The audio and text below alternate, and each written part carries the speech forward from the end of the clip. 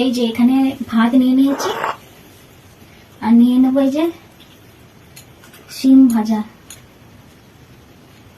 তারপরে আলু উচ্ছে ভাজা,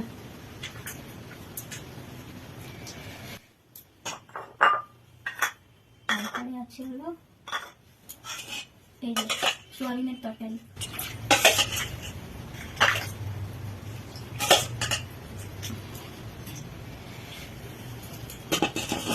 আর আছে হলো আগের দিনের চিকেন কারি ছিল, এটাও নিয়ে নেব।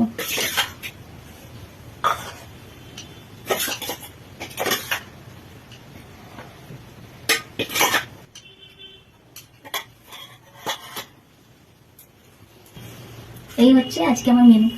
তো চলো বন্ধুরা শুরু করা যাক। এই যে পাতি লেবু নিয়ে নিয়েছি, প্রথমে উচ্ছে আলু ভাজা দিয়ে খেয়ে নেবো আর শিম ভাজা দিয়ে।